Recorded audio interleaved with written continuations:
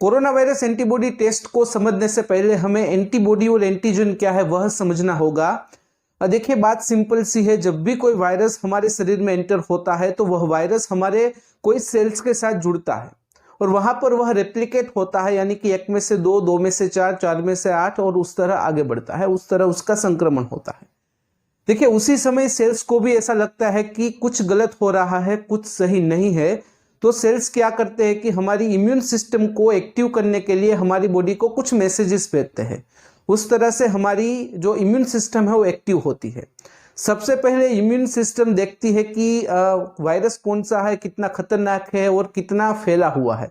उस हिसाब से हमारी इम्यून सिस्टम कुछ बंचेस ऑफ सेल्स वो वायरस के सामने लड़ने के लिए भेजती है और वह जो सेल्स होते हैं वह वायरस के साथ जुड़ जाते हैं और उसका रेप्लिकेशन बंद कर देते हैं।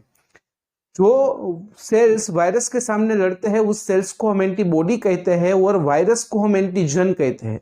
देखिए ऐसा भी नहीं है कि जब वायरस नाकाम हो जाता है तो एंटीबॉडी का काम पूरा हो जाता है। वह एंटीबॉडी कुछ समय के लिए हमारे शरीर में मौजूद रहती है ताकि अगर इन फ्यूचर ऐसा कोई वायरस का संक्रमण हमारे शरीर में होता है तो अच्छी तरह से बेहतरीन तरीके से वो वायरस के सामने लड़ सके। अगर उदाहरण के तौर पर बात करें तो severe acute respiratory syndrome SARS जो एक कोरोना वायरस ही था, उसका जब संक्रमण हुआ था और उसके दौरान जो एंटीबॉडीज बनी थी वो हमारे शरीर में 24 मंथ्स यानी कि 2 साल तक रही थी। और MERS यानी कि मिडिल ईस्ट रेस्पिरेटरी सिंड्रोम वो भी एक कोरोना वायरस ही था, जब उसका संक्रमण हुआ था उसके दौरान जो एंटीबॉडीज बनी थी वो शरीर में 34 मंथ्स तक हमारे शरीर में रही थी, ताकि अगर उतने समय में अगर ऐसे वायरस का फिर से अगर संक्रमण होता है तो पहले से बेहतर तरीके से हमें रक्षा मिल सके। इसीलिए देखिए कोरोना वायरस एंटीबॉडी टेस्ट में हमें पर्टिकुलर व्यक्ति का ब्लड सैंपल चाहिए होता है। लैब में जो ब्लड सैंपल है उसमें से सीरम और प्लाज्मा को अलग किया जाता है और फिर जो प्लाज्मा होता है उसे कोरोना वायरस और एंटीजन जिसे कहते हैं उसके ऊपर एक्सपोज किया जाता है, ताकि हमें पता चल पाए कि यह पर्टिकुलर ब्लड में कोई कोरोना वायरस के खिलाफ या दूसरे वायरस के खिलाफ एंटीबॉडी है कि नहीं है। अगर यह एंटीबॉडी मौजूद होती है तो हम उस नतीजे पर आते हैं कि यह पर्टिकुलर व्यक्ति को आज से पहले कोरोना वायरस का संक्रमण हुआ था। अब बात करते हैं कि आज के समय में यह टेस्ट का उपयोग क्या है।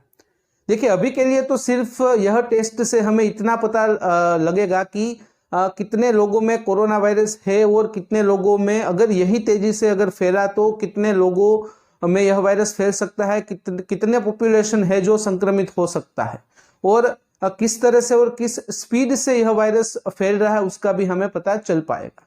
इसके साथ साथ एक बात मैं यह भी बताने वाला हूं कि अभी के लिए जो एंटीबॉडी टेस्ट है वो परफेक्ट नहीं है, क्योंकि हमारी जो इम्यून सिस्टम है वो स्लोपी होती है, यानी कि थोड़ी कंफ्यूजिंग होती है। फॉर एग्जाम्पल अगर किसी व्यक्ति को कॉमन फ्लू भी है तो उसके जो प्राथमिक लक्षण है उसमें बुखार होता है, यही प्राथमिक लक्षण कोरोना वायरस का भी है। तो उन दोनों के बीच में जो हमारी इम्यून सिस्टम है वो कंफ्यूज हो जाएगी और हमें एंटीबॉडीज पैदा करके देगी। तो लेबोरेटरी में जब यह टेस्ट किया जाएगा तो हमें एंटीबॉडीज मिलेगी। यह एंटीबॉडीज कोरोना वायरस के सामने नहीं होगी, यह एंटीबॉडीज होगी कॉमन फ्लू के सामने। तो उस हिसाब से अभी के लिए यह टेस्ट परफेक्ट नहीं है, बहुत ही कंफ्यूजिंग है कि कोरोना वायरस की एंटीबॉडीज हमें मिलेगी कि कॉमन फ्लू की मिलेगी या किसी और चीज की मिलेगी। और एक बात और भी है कि जो लोग ऑटो इम्यून डिजीज वाले हैं, मतलब कि आर्थराइटिस है और उसके जैसे जो भी ऑटो इम्यून डिजीज है जो हमारी ही इम्यून सिस्टम से हुए हैं, तो वो जो लोग हैं, वो जो मरीज है, उनमें पहले से ही एंटीबॉडीज मौजूद होगी। जब वह टेस्ट किए जाएंगे तो जो एंटीबॉडीज होगी उसके बीच में भी कंफ्यूजन होगा कि यह एंटीबॉडीज वायरस की है, ऑटो इम्यून डिजीज की है या कॉमन फ्लू की है। और एक खास बात ये भी देखने को मिली है कि अगर किसी व्यक्ति में एंटीबॉडीज मिलती है कोरोना वायरस के सामने तो हम ऐसा नहीं कह सकते हैं कि यह पर्टिकुलर जो व्यक्ति है वो कोरोना वायरस से लड़ने के लिए सक्षम है। अगर सक्षम है भी तो कितने समय के लिए है वो भी हमें पता नहीं चल पाएगा। तो अभी के लिए जो एंटीबॉडी टेस्ट है कोरोना वायरस की, उससे हमें सिर्फ प्रीविलेंस ऑफ इन्फेक्शन, यानी कि जो भी इन्फेक्शन का व्याप है, जो कितना फैला है, कैसे फैलेगा, कितनी तेजी से फैलेगा, उसको जानने के लिए ही हमें मदद होगी। लेकिन दूसरी कुछ हमें अभी के लिए मदद नहीं हो पाएगी। खास करके वैक्सीन बनाने में अभी के लिए एंटीबॉडी टेस्ट का कोई उपयोग नहीं हो पाएगा, क्योंकि जो कंफ्यूजिंग नेचर है हमारी इम्यून सिस्टम का उसके हिसाब से।